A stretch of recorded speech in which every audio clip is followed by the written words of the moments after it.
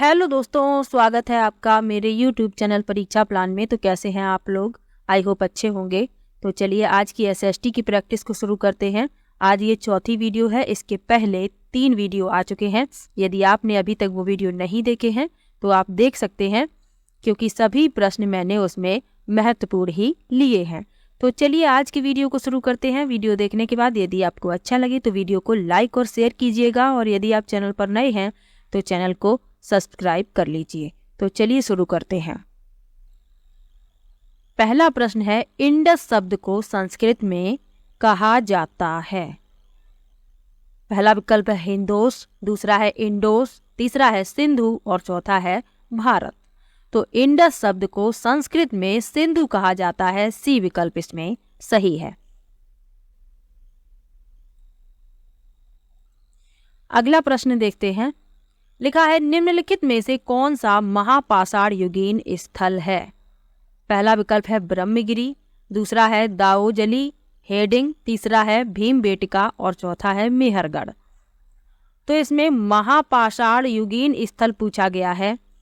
पहला विकल्प इसमें सही है, ब्रह्मगिरी।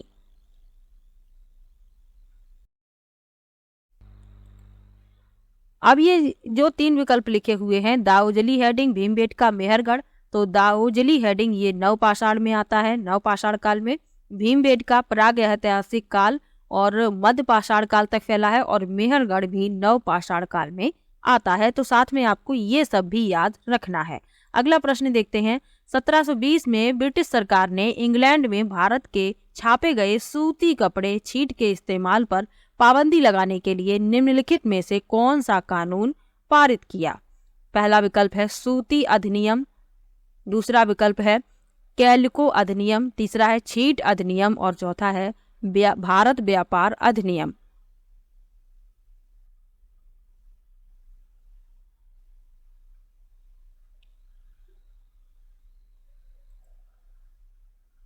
तो चलिए, तो 18वीं शताब्दी की शुरुआत में भारतीय वस्त्रों की लोकप्रियता से चिंतित होकर इंग्लैंड में ऊन और रेशम निर्माताओं ने भारतीय सूती वस्त्रों के आयात का विरोध करना शुरू कर दिया, क्योंकि इस समय इंग्लैंड में वस्त्र उद्योग का विकास शुरू ही हुआ था। तो उन लोगों ने क्या किया, इंग्लैंड के जो निर्माता थे उन्होंने भारतीय वस्त्रों के आयात का विरोध किया। फिर उसके बाद उन्होंने क्या किया कि भारतीय डिजाइनों की नकल की और सफेद मलमल या सादे बिना ब्लीच किए भारतीय कपड़े पर जो भारतीय डिजाइन थी उसकी नकल की जाने लगी। तो 1720 में ब्रिटिश सरकार ने इंग्लैंड में मुद्रित सूती वस्त्र यानी छीट के उपयोग पर प्रतिबंध लगाने वाला कानून बनाया, और इस कानून का नाम रखा कैलिको अधिनियम। बी विकल्प इसमें सही है। ये सब भी साथ में आपको जानना आवश्यक है, क्योंकि अगर प्रश्न घुमा फिरा कर पूछ लिया जाए तो प्रश्न गलत नहीं होना चाहिए। अगला प्रश्न देखते हैं। अलीगढ़ आंदोलन का आरंभ वर्ष में हुआ था, यानी किस वर्ष में अलीगढ़ आंदोलन का आरंभ हुआ था। पहला विकल्प है 1865, दूसरा है 1875, तीसरा है 1885 और चौथा विकल्प है 1895। तो अलीगढ़ आंदोलन आरंभ हुआ 1875 में। बी विकल्प इसमें सही है। क्यों हुआ? क्योंकि इस आंदोलन का उद्देश्य भारत में मुस्लिम समुदाय को पुनर्जीवित और आधुनिक बनाना था, तथा उस दौरान मुस्लिम पहचान एवं राजनीतिक चेतना को आकार देने में इस आंदोलन ने महत्वपूर्ण भूमिका निभाई थी।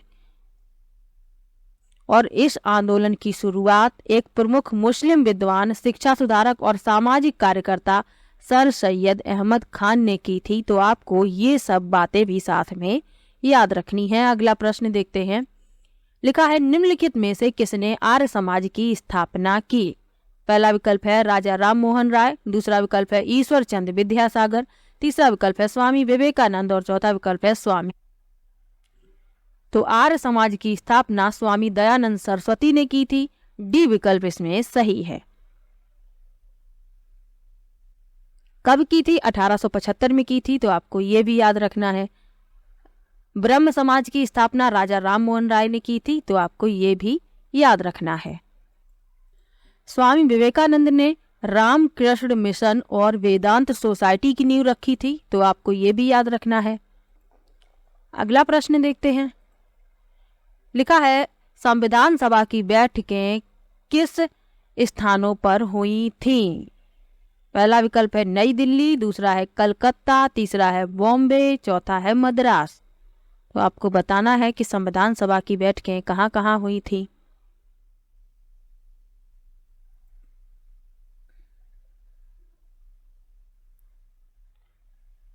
तो संविधान सभा की बैठक नई दिल्ली में हुई थी। सिर्फ पहला ही इसमें सही है, केवल एक।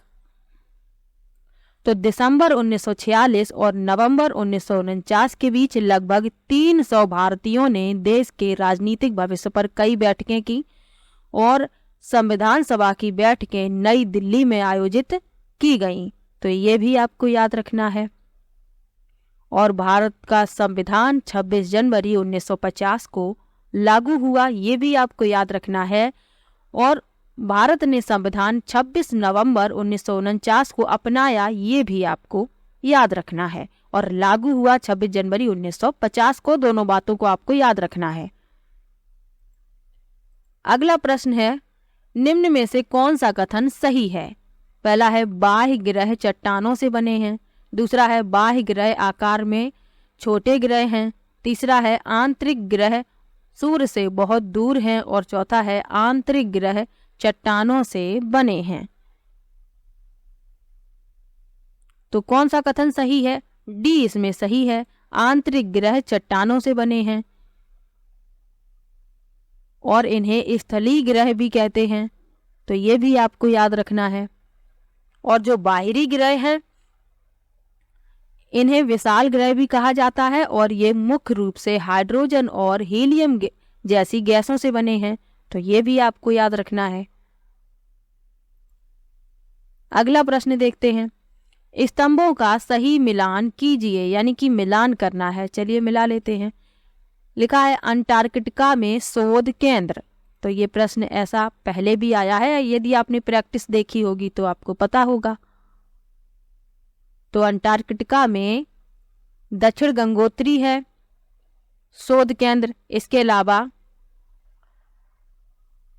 मैत्री और भारती भी हैं, तो आपको ये भी साथ में याद रखने हैं। ए को मिलाएंगे चौथे से।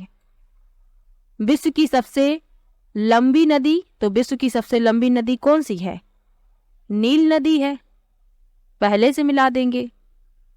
इसके बाद पूछा गया है विश्व की सबसे बड़ी नदी अमेजन है और उत्तरी व दक्षिणी अमेरिका के बीच सक्रिय भूमि, तो ये पनामा स्थल संधि है, इसे दूसरे से मिला देंगे। इसमें जो दो नदियों से संबंधित मिलान है ये आपको दोनों ही याद रखने हैं।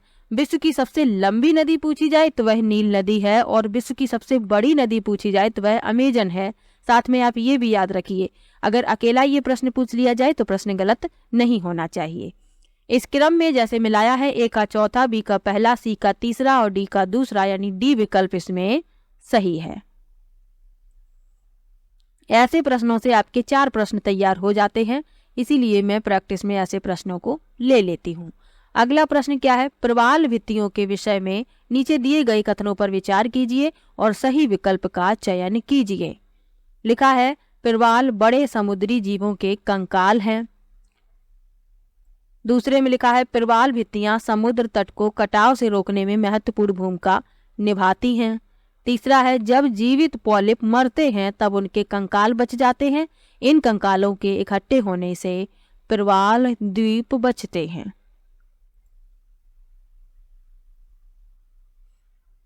तो इसमें पहला तो गलत है, बी सही लिखा है। प्रवाल भित्तियां समुद्र तट को कटाव से रोकने में महत्वपूर्ण भूमिका निभाती हैं और जब जीवित पॉलिप मरते हैं तब उनके कंकाल बच जाते हैं और इन कंकालों के इकट्ठे होने से प्रवाल द्वीप बनते हैं। बी और सी इसमें सही है, यानी कि दूसरा विकल्प इसमें सही है। अगला प्रश्न देखते हैं। लिखा है कॉलम 1 में दिए गए मौसम मापकों का कॉलम 2 में दी गई मौसमी घटना से मिलान कीजिए, उपयुक्त विकल्प का चयन कीजिए। चलिए मिला लेते हैं। तापमापी यानी थर्मामीटर। तो इससे क्या मापते हैं? तो थर्मामीटर से तापमान मापा जाएगा। तो वायु का तापमान ए को तीसरे से मिला देंगे। वायु दाब मापी, तो दाब मापी है तो भाई दाब मापा जाएगा, तो वायु दाब इसे चौथे से मिला देंगे। वात दिक्दर्शी, इससे पवन की दिशा मापी जाती है और ये एक अकेला प्रश्न भी पूछा जा चुका है। और वर्षा मापी, वर्षा की मात्रा, कितना अच्छा प्रश्न था। तीसरा विकल्प इसमें सही हो जाएगा। ए का तीसरा, बी का चौथा, सी का पहला और डी का दूसरा। इस तरीके के प्रश्न आ जाएं तो बहुत ही अच्छी बात है। अगला प्रश्न देखते हैं। लिखा है समताप मंडल के बारे में निम्न में से कौन सा कथन सही है? लिखा है यह परत बादलों एवं मौसम संबंधी घटनाओं से लगभग मुक्त होती है। इसमें ओजोन की परत होती है। और सी में लिखा है उल्का पिंड इस परत में जल जाते हैं। अब बताना है कौन से सही है। यदि आपने ज्योग्राफी वाली एनसीईआरटी की वीडियो देखी होगी तो आपको पता होगा, मैंने कंप्लीट ज्योग्राफी पढ़ा दी है, उसमें 6th 7th 8th की प्ले लिस्ट बनी हुई है, आप लोग देख सकते हैं। तो समताप मंडल के बारे में पहला सही लिखा हुआ है। यह परत बादलों एवं मौसम संबंधी घटनाओं से लगभग मुक्त है, इसीलिए वायुयान इसी परत में उड़ाए जाते हैं। और ये भी प्रश्न पूछा जा चुका है तो आपको ये याद रखना है। इसमें ओजोन परत पाई जाती है, बिल्कुल सही है। ए और बी इसमें सही है, यानी कि पहला विकल्प इस प्रश्न का उत्तर है। अब सी में लिखा है कि उल्का पिंड इस परत में जल जाते हैं। ये गलत है, क्योंकि उल्का पिंड मध्य मंडल में जलते हैं, जो समताप मंडल के ऊपर होती है। यानी कि ऐसे ये क्षोभ मंडल होती है, उसके बाद समताप मंडल, फिर इसके ऊपर होती है मध्य मंडल। तो उल्का पिंड इसी में आकर जल जाते हैं, तो ये भी आपको याद रखना है। अगला प्रश्न देखते हैं। निम्नलिखित में से कौन सा इस दावे के उदाहरण हैं कि विश्व में पाए जाने वाले सांस्कृतिक अंतर मानव के अपने पर्यावरण के साथ की गई अंतर क्रिया का परिणाम है?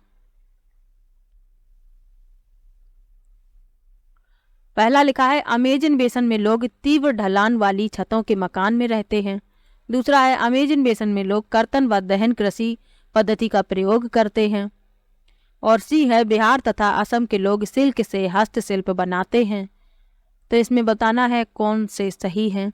तो तीनों ही बिल्कुल सही लिखे हुए हैं, ए भी, बी भी और सी भी, यानी कि डी विकल्प इसमें सही है। ए बी सी तीनों ही सही हैं। अगला प्रश्न देखते हैं। लिखा है लद्दाख में किस धर्म के लोग तिब्बत का मौखिक संग्रह केसर सागा को गाते हैं और उस पर नाटक खेलते हैं? पहला विकल्प है केवल बौद्ध, दूसरा विकल्प है मुसलमान और बौद्ध, तीसरा है हिंदू और बौद्ध और चौथा है केवल हिंदू। तो सबसे पहले तो आपको ये याद रखना है कि लद्दाख का जो धर्म ग्रंथ है वह केसर सागा है। ये प्रश्न पूछा जा चुका है। लद्दाख को छोटा तिब्बत कहते हैं, ये भी प्रश्न पूछा जा चुका है। और जो केसर सागा है उस पर नाटक खेलते हैं कौन लोग? मौखिक संग्रह ग्रंथ केसर सागा को गाते भी हैं और उस पर नाटक खेलते हैं, तो वह मुसलमान और बौद्ध हैं। बी विकल्प इसमें सही है।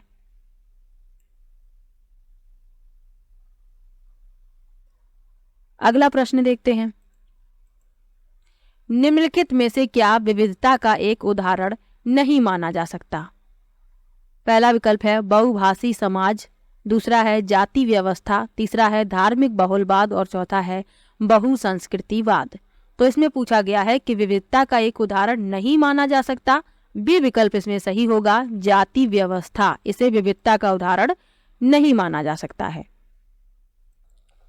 तो बी विकल्प इसमें सही होगा। अब विविधता से मुझे एक प्रश्न और याद आता है कि विविधता में एकता का नारा किसने दिया? तो पंडित जवाहरलाल नेहरू ने दिया। ये भी आप याद रखिए, ये प्रश्न पूछा जा चुका है।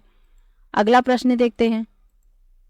भारत में आम चुनावों में इलेक्ट्रॉनिक वोटिंग मशीन ईवीएम का प्रयोग सर्वप्रथम कब हुआ? बहुत ही अच्छा प्रश्न है, क्योंकि अभी इलेक्शन का समय चल रहा है तो आपको पता होना चाहिए कि ईवीएम का सर्वप्रथम प्रयोग कब हुआ था। पहला विकल्प है 2004, दूसरा है 2014, तीसरा है 2009 और चौथा है 1999। तो आम चुनावों में इलेक्ट्रॉनिक वोटिंग मशीन का सर्वप्रथम प्रयोग हुआ 1999 में। कहां पर हुआ? गोवा विधानसभा चुनाव में। तो ये भी आप याद रखिए, प्रश्न ये भी पूछा जा सकता है कि कहां पर हुआ था, तो आपको याद रखना है गोवा विधानसभा चुनाव में। अगला प्रश्न देखते हैं।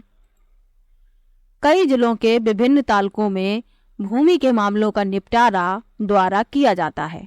पहला विकल्प है जिला अधिकारी, दूसरा विकल्प है तहसीलदार, तीसरा है पटवारी और चौथा है ग्राम पंचायत। तो प्रश्न में पूछा गया है कि विभिन्न तालुकों में भूमि के मामलों का निपटारा द्वारा किया जाता है, तो तहसीलदार द्वारा किया जाता है। बी विकल्प इसमें सही है। अगला प्रश्न देखते हैं। लिखा है साप्ताहिक बाजार के बारे में निम्न में से कौन सा वाक्य सही है? साप्ताहिक बाजार में पक्की दुकानें होती हैं जो सप्ताह में किसी विशेष दिन खुलती हैं। दूसरा है साप्ताहिक बाजार में व्यापारियों को किराया, बिजली का बिल और कर्मचारियों को तनख्वाह देनी पड़ती है। तीसरा है साप्ताहिक बाजार में जरूरत का सभी सामान एक ही जगह पर मिल जाता है और चौथा है साप्ताहिक बाजार में मिलने वाली अधिकतर वस्तुएं अधिक कीमत में मिलती हैं। तो साप्ताहिक बाजार क्या होते हैं? सप्ताह में किसी एक दिन लगते हैं ये, और वहां पर क्या होता है, आपको जरूरत का सभी सामान एक साथ मिल जाता है, यानी एक ही जगह पर मिल जाता है और कम कीमत में मिल जाता है। सी विकल्प इसमें सही होगा। साप्ताहिक बाजार में जरूरत का सभी सामान एक ही जगह पर मिल जाता है। अगला प्रश्न है, कौन सा आंदोलन संयुक्त राज्य अमेरिका में अफ्रीकी अमेरिकन लोगों के लिए समान अधिकारों की मांग कर रहा था? पहला विकल्प है उन्मूलन आंदोलन, दूसरा है नागरिक अधिकार आंदोलन, तीसरा है मजदूर आंदोलन और चौथा है स्त्री अधिकार आंदोलन। तो इस प्रश्न में बी विकल्प सही है, नागरिक अधिकार आंदोलन। तो नागरिक अधिकार आंदोलन संयुक्त राज्य अमेरिका में 1954 से 1968 तक एक अहिंसक सामाजिक आंदोलन और अभियान था। तो ये भी आपको याद रखना है। और इसका उद्देश्य क्या था? पूरे संयुक्त राज्य अमेरिका में वैध नस्ली अलगाव, भेदभाव और मताधिकार से वंचित करना समाप्त करना था। यानी कि जो भेदभाव फैला था, मताधिकार से वंचित कर दिया जाता था, अलगाव था, इसे समाप्त करना था। तो बी विकल्प इसमें सही होगा। अगला प्रश्न देख लेते हैं। भारतीय संविधान के अनुसार राज्य और धर्म के बीच क्या संबंध है? पहला विकल्प है वे एक दूसरे से पूर्णतः अलग हैं, दूसरा है उनके बीच एक सैद्धांतिक फासला है, तीसरा है दोनों के बीच कोई फासला नहीं है और चौथा है उनके बीच अतार्किक फासला है। तो राज्य और धर्म के बीच क्या संबंध है ये पूछा गया है, तो उनके बीच एक सैद्धांतिक फासला है। बी विकल्प इसमें सही है। यानी कि इसका अर्थ है कि राज्य किसी विशेष धर्म का समर्थन या प्रचार नहीं करता और यह अपने नागरिकों की धार्मिक प्रथाओं में हस्तक्षेप भी नहीं करता। तो एक सैद्धांतिक फासला है राज्य और धर्म के बीच। अगला प्रश्न देखते हैं। अगर ए भारत के राष्ट्रपति के रूप में चुनी जाती है तो निम्नलिखित में से कौन सा निर्णय वह अपने आप ले सकती है? पहला विकल्प है प्रधानमंत्री पद के लिए अपनी पसंद के व्यक्ति को चुन सकती है, दूसरा विकल्प है मंत्रिपरिषद के लिए अपनी पसंद के नेता को नामांकित कर सकती हैं, तीसरा है दोनों सदनों से पारित विधेयक पर पुनर्विचार करने के लिए कह सकती हैं और चौथा है निचले सदन में पूर्ण बहुमत होने के बाद भी प्रधानमंत्री को पदच्युत कर सकती हैं। तो इस प्रश्न के लिए सी विकल्प सही होगा। दोनों सदनों से पारित विधेयक पर पुनर्विचार करने के लिए वह कह सकती हैं। तो इसे राष्ट्रपति की वीटो शक्ति के रूप में जाना जाता है और यदि राष्ट्रपति को ये लगता है कि यह विधेयक देश के सर्वोत्तम हित में नहीं है तो वह किसी विधेयक को पुनर्विचार के लिए सदन में वापस कर सकती हैं। सी विकल्प इसमें सही होगा। अगला प्रश्न देखते हैं। उड़ीसा के कालाहांडी जिले में स्थित न्यामगिरी पहाड़ी निम्नलिखित में से कौन सी जनजाति का इलाका है? पहला विकल्प है भील, दूसरा है संथाल, तीसरा है गोंड और चौथा है डोंगरिया गोंड।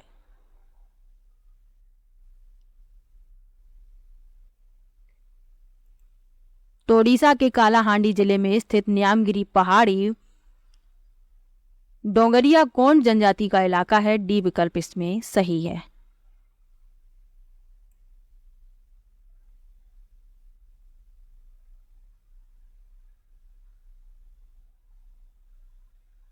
तो आज की वीडियो में कुल 21 प्रश्न ही लिए थे।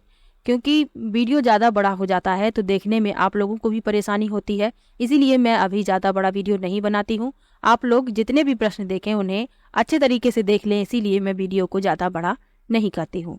तो चलिए मिलते हैं नेक्स्ट वीडियो में। और इसके अलावा आपको किसी भी प्रश्न में डाउट हो तो आप कमेंट बॉक्स में ज़रूर लिखिएगा।